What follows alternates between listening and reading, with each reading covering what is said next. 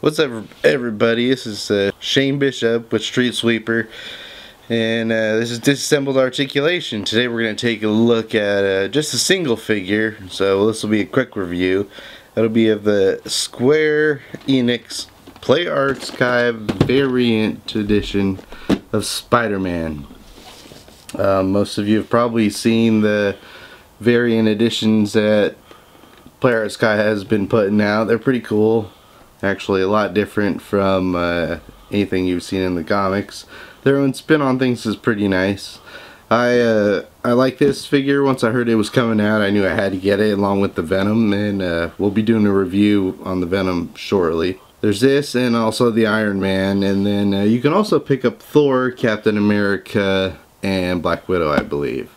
So on the front here you see a picture of Spider-Man in all his glory and their little artwork that they drew with it.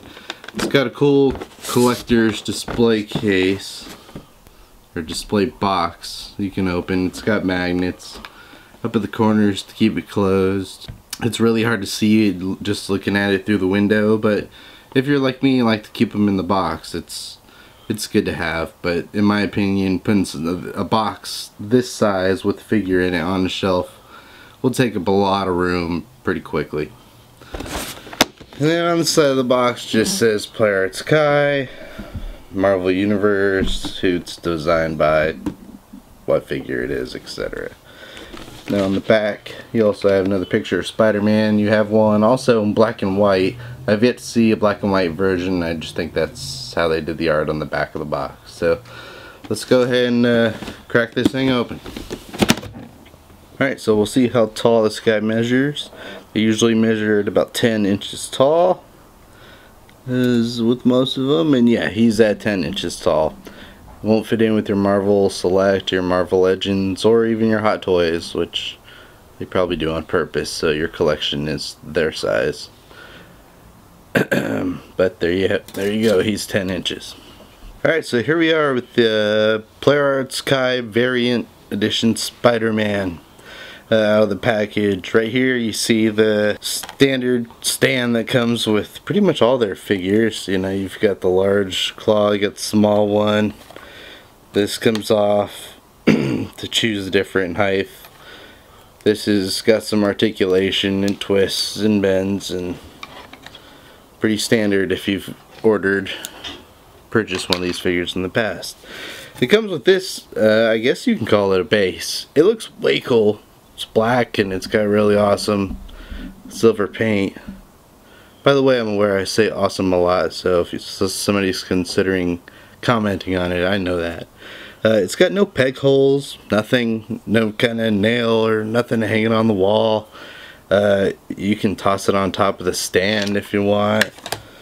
There's nothing that says it should go there or put it there. But like I said, it's painted cool. It's a nice little extra piece to have. As far as the Spiderwebs go, you've got these are two pieces right here. They connect.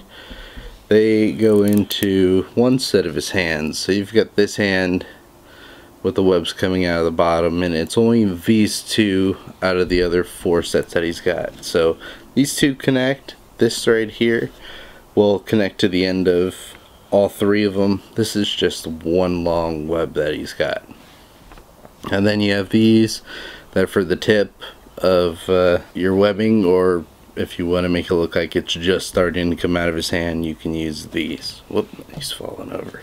We'll get to the Spider-Man figure in just a moment. The hands are cool. You've got the ones like he's preparing to shoot his web.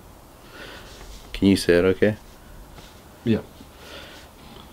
There it is upside down. You got one that's partly clenched so you can hold on to the web. Well, one set. One that's basically a fist. And like I said, you've got the ones where the webbing can attach to. It looks like it's shooting out of. And then you just have regular open hands that I have here on the figure. Alright, now to the paint and articulation. I'll go over the articulation first because It's probably the easiest for this company. These things come with a lot of articulation, about over 20 points of articulation. The only thing I don't like about this, he doesn't have a waist swivel, so he doesn't turn side to side. He does, however, have a good, decent range of torso articulation. His neck moves along with his head. His neck goes pretty far back, and you can move his head to look up, and he can look straight down, which is pretty cool. Left and right, my left, my right. He's got, due to the removable hands, you can pop that off. Obviously it twists. You can pretty much put the hand any way you need to. He's got no articulation here. He's got an elbow joint. It's not a dual joint. And then you have do we have bicep? Yep, bicep twists, and then you got your shoulder articulation. Then you have his leg. For Spider-Man, I believe they should go up pretty high. He's got a double joint here on his knee. He's got these really not so awesome boots, I'd say. He's got wingtips. Can you zoom in on that a little bit? It's just kind of silly to me. The tip moves up.